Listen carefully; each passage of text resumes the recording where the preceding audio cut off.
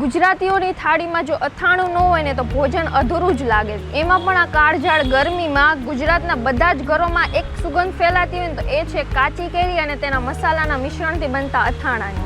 આજે આપણે રાજકોટના એવા જ સ્થળોએ જવાના છીએ જ્યાં ફક્ત કાચી કેરીનું અથાણું જ નથી બનતું પણ તેમાંથી રોજગારી પણ ઊભી થાય છે.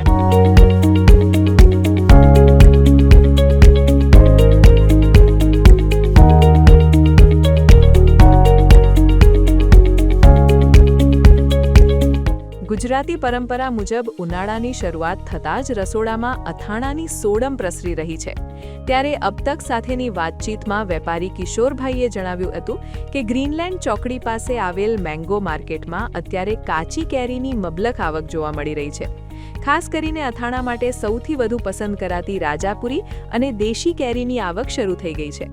ગૃહિણીઓ અને ગૃહોદ્યોગ સાથે સંકળાયેલા લોકો અત્યારથી જ સ્વાદિષ્ટ અથાણા બનાવવાની તૈયારીઓમાં લાગી ગયા છે. વેપારીઓના મતે આ વર્ષે કેરીની ગુણવત્તા સારી હોવાથી અથાણા પ્રેમીઓમાં ભારે ઉત્સાહ જોવા મળી રહ્યો છે. મારું નામ Kishorbhai VM fruit company Rajkot. અત્યારે અથાણાની કેરીની ધીમી ધીમી આવક શરૂ થઈ છે. 10 થી 15 દિવસ પછી અખાત્રીજ પછી વધારે આવક ચાલુ થશે. અથાણાની કેરીનો 50% જ પાક છે. તમામ કેરીનો 50% પાક છે. 50%થી નીચે પણ છે. બરાબર. તોતા, રાજાપુરી, વલસાડની દેશી અન્ય કેરી આવે, એમાં કોઈ નામી અનામી કેરી આવે.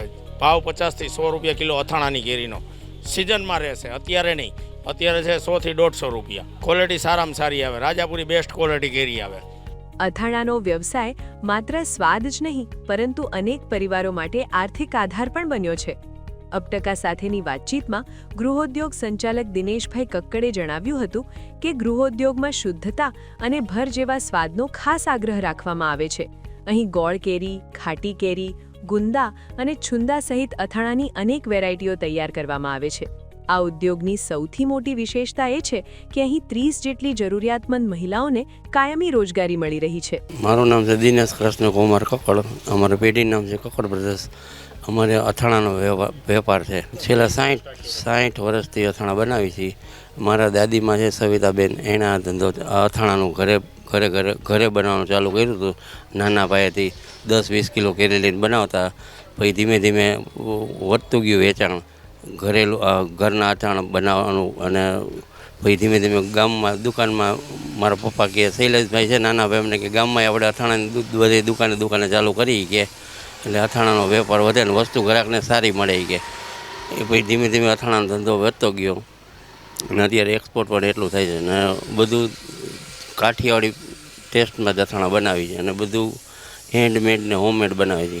30 બૈરાઓ આવે છે સવારથી સાંજ, એટલે એમની રોજીરોટી રડે અને સારી વસ્તુ ગ્રાહકને મળે.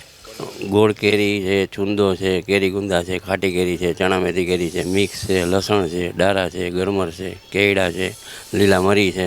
આ દેશી પદ્ધતિ બનેલા ઘરા અથાણા છે ને એટલે એ ગ્રાહકને ટેસ્ટમાં સરસ લાગે. આ અથાણા કંપનીમાં અમારા ઘરના અથાણા બનાવેલામાં કિલો 100-150 રૂપિયાનો ફેર હોય.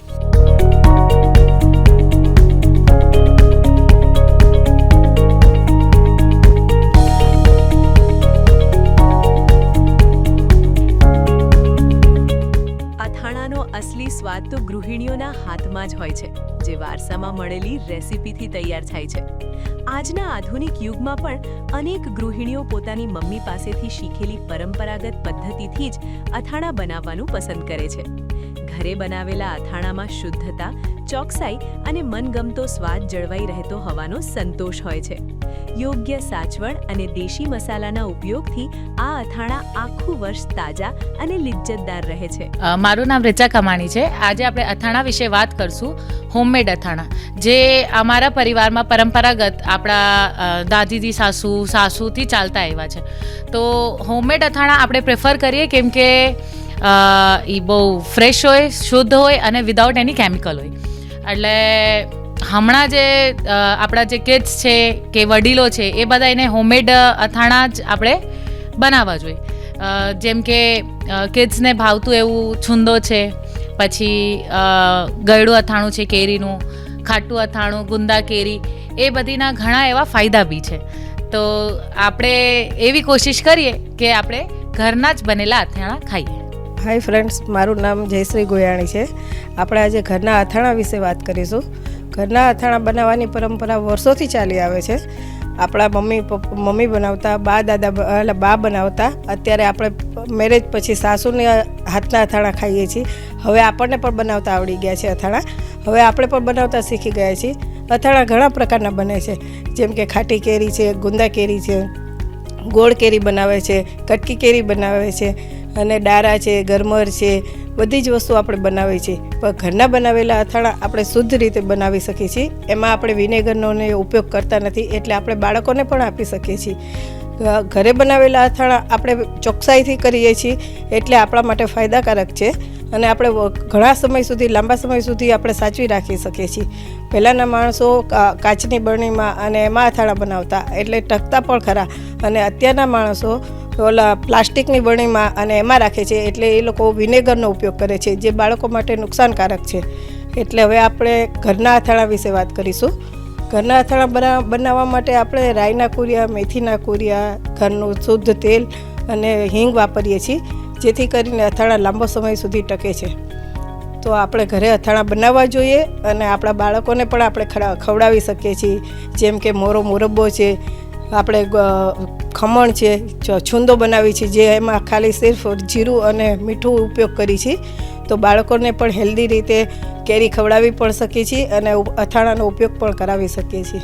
તો જોયું ને, કાચી કેરીની જે ચટાકેદાર ખટાશ છે અને મસાલાઓની સુગંધ છે ને, એમાં તો થાળી પૂરતી જ નથી, પણ આપણા સંબંધોને પણ વધારે સુગંધિત બનાવે છે. આ ઉનાળામાં તમે કયું અથાણું બનાવવાના છો? અમને જરૂરથી જણાવજો.